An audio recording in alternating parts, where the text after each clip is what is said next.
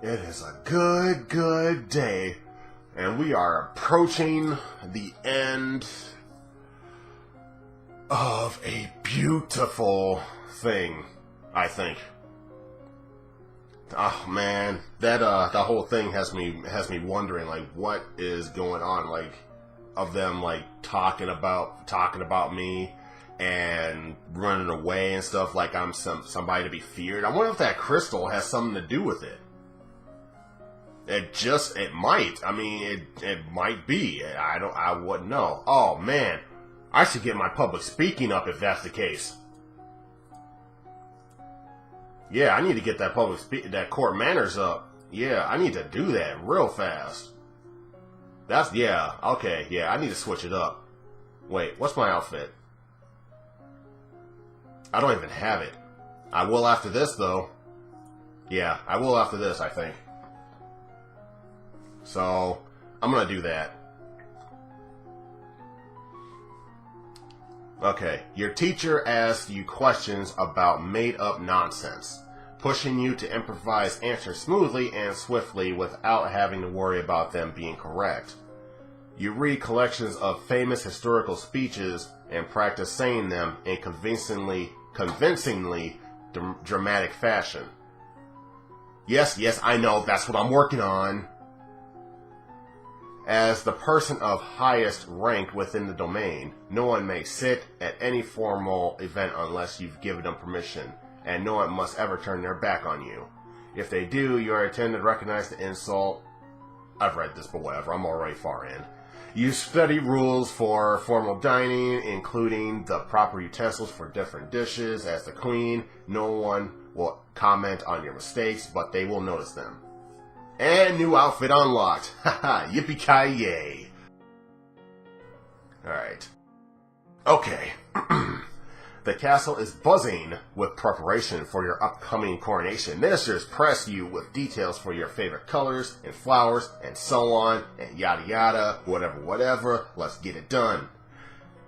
You are happy to collaborate with the designers to ensure you are showing off the best possible effect. You are still so young, after all. Good design will help a lot in making you look like a queen.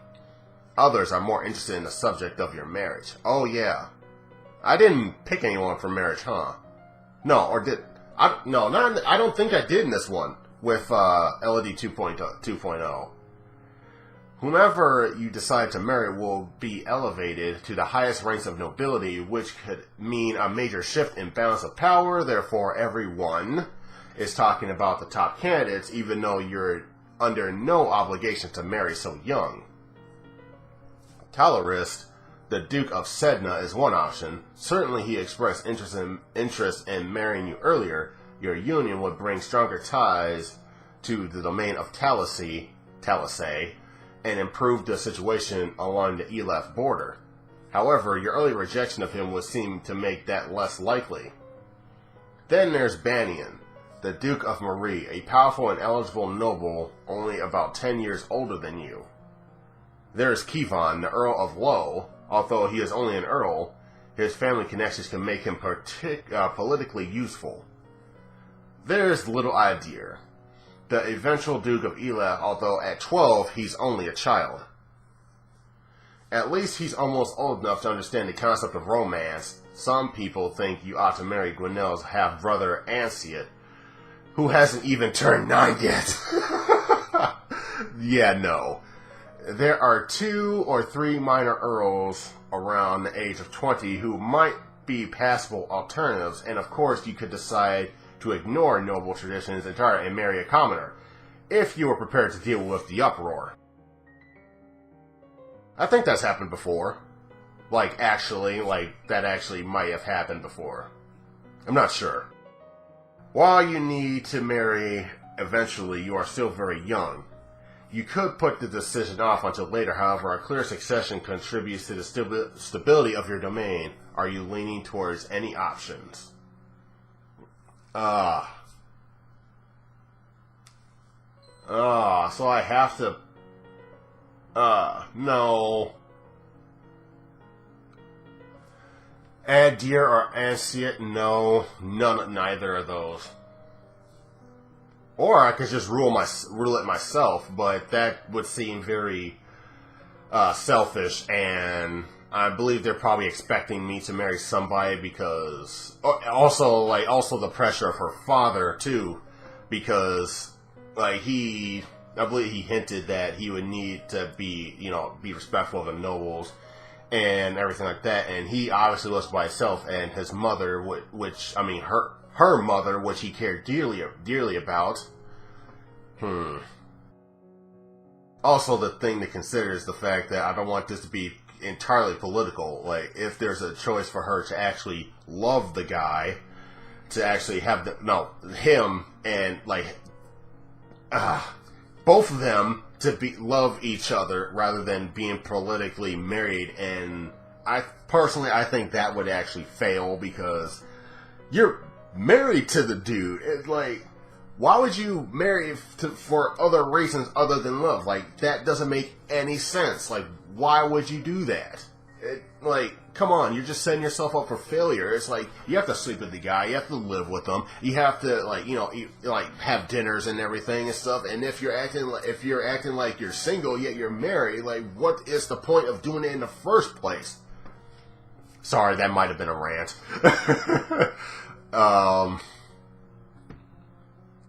Okay. If you were at this point right now with this game, you got through Togami and you're gonna have a feast and you decide who to marry because you declined the offer with who was it, Tellerist? Yeah, with Tellerist, and it's probably less likely. Who would you pick out of this list? Like, give me an answer. But since I'm about to pick something right now for myself, I'm gonna might have to go with Banyan. There is no time to pursue the thought at the moment, but perhaps in the future. Yeah, and have that in mind. Okay, moving on. Where is she? Like, where is the Duchess of Ursol? Did she take that to heart that bad that she just packed her bags and left? Well, confrontation is probably not very good in this time of, in the age of Long Live the Queen, because every single confrontation is like, hey, you suck. Oh my god, I can't take this insult, I am gone. Like, you need to man up then. Okay. What should I do? I'm gonna keep that cheerful up. Lonely and cheerful. No. Could there be something like pressured and cheerful or something? I don't want to be depressed. Lonely, cheerful, willful, lonely. No. Lonely and cheerful. Cheerful and angry. This sucks.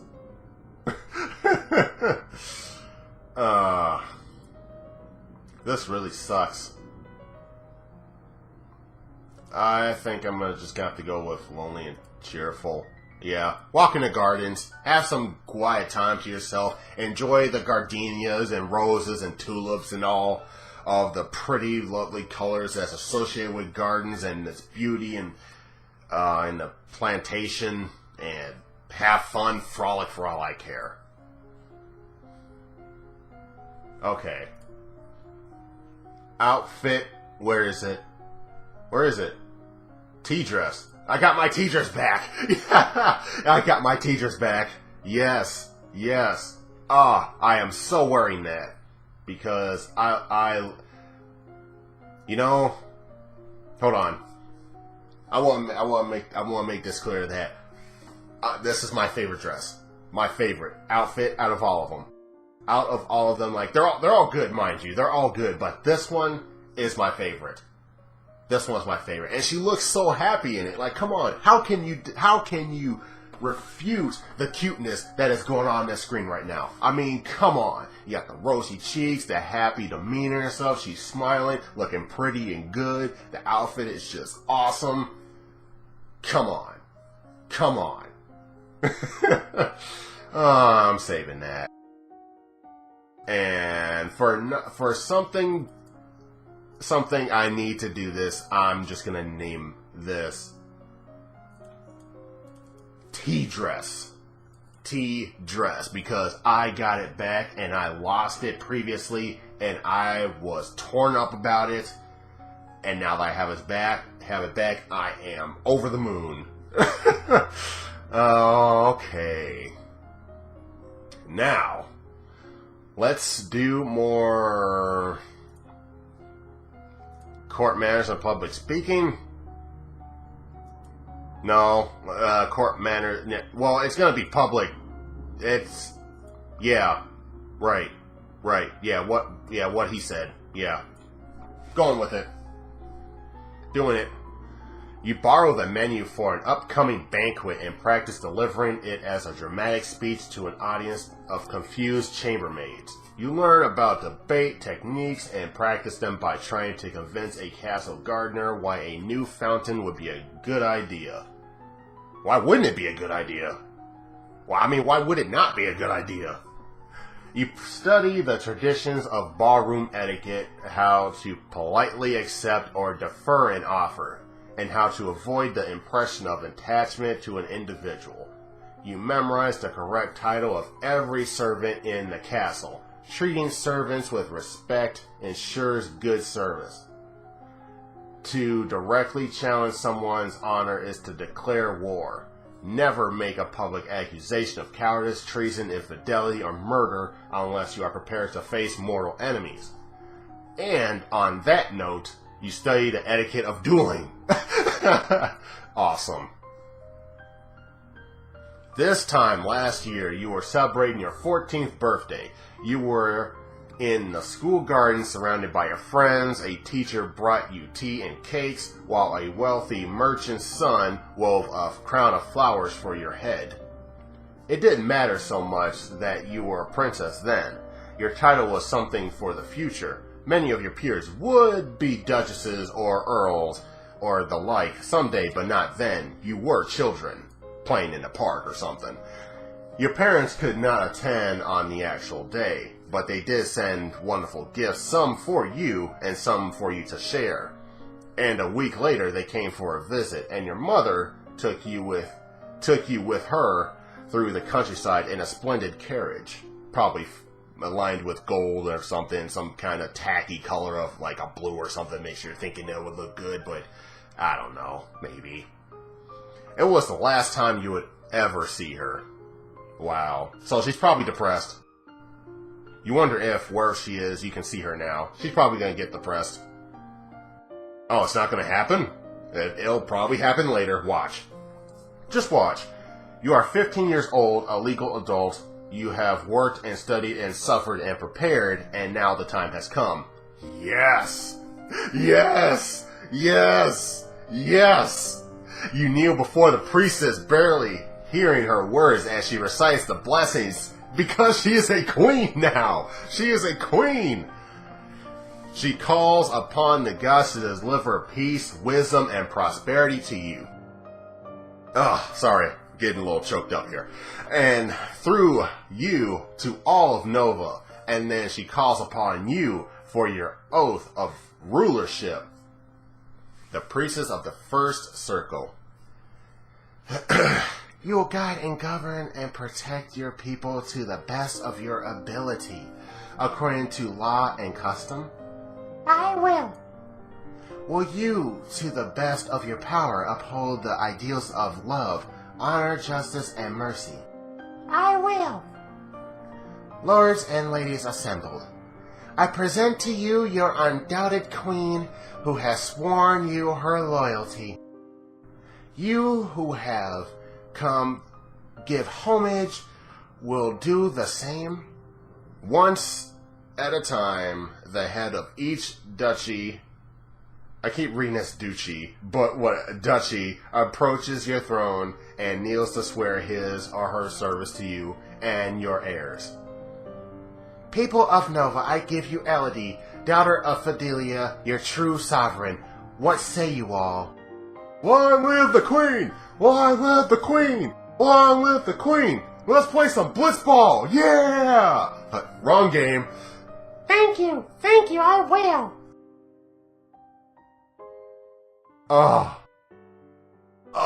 Yes! I did it! Once his daughter was secure on the throne, Jocelyn returned to his birthplace to focus on his duties as Duke of Cloris. He was pursued by many women, but showed little interest in remarrying, directing them instead to his brother, the Duke of Mazamba.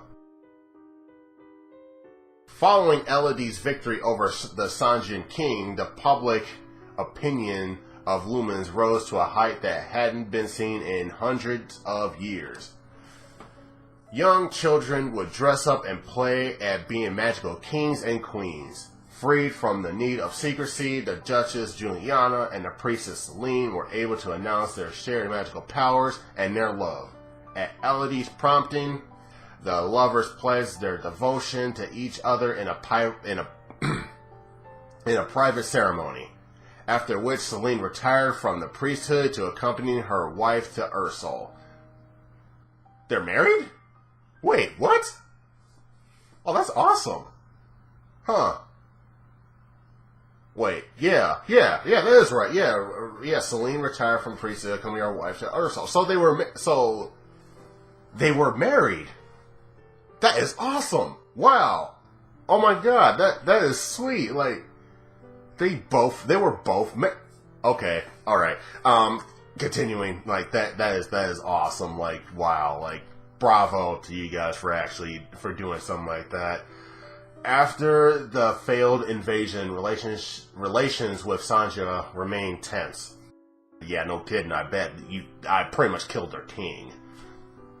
First came the recriminations and demands from the Queen of Sanja, devastated by the death of her husband, which Elodie ignored. Next came the subtler approaches, the quiet gratitude and offers for alliance from ministers who were thrilled to see Togami gone. He was probably being an utmost ass to them or something. Like, I bet he was being rude and everything, and they probably didn't like him very much. Pretty boy. Elodie ignored those also, which was just as well, since the next thing to arrive was the preserved head of one of those traitorous ministers sent by the Queen of Sanja as a warning. There was no sign of war in the immediate future, but there was not likely to be an alliance either. Good, you guys are jerks anyway. Elodie proposed marriage to Banyan, the Duke of Marie, and was eagerly accepted. The marriage was a lavish affair, the groom showing himself off in the best possible romantic light. After the wedding, matters were not always so rosy. The new king and his own political agenda and maintaining her authority was a constant struggle for Elodie. I bet. As a Lumen, it was Elodie's responsibility to defend Nova from monstrous threats. She decided that the monsters within the realm were every bit as dangerous as those outside, and thus setting herself to the task of conquering the old forest. Each monster would have to be identified and carefully studied in order to defeat it without upsetting the balance. It would take many years to reach the heart of the forest, but Elodie was undaunted, and thus Queen Elodie's legacy stretched into the future. Ha ha ha ha! Yes! Ha ha! Ooh! Ba bang, wa boop, bang, do! I did it! Yeah! Take that! Awesome. Lived long enough to be the queen. Excitement, and more excitement. Alright. So, thank you guys for, hanging with me and stuff for a struggle to becoming the queen and long living and lasting past all those fights, those deaths, and those bloody chocolates. And until next time, peace out, everybody.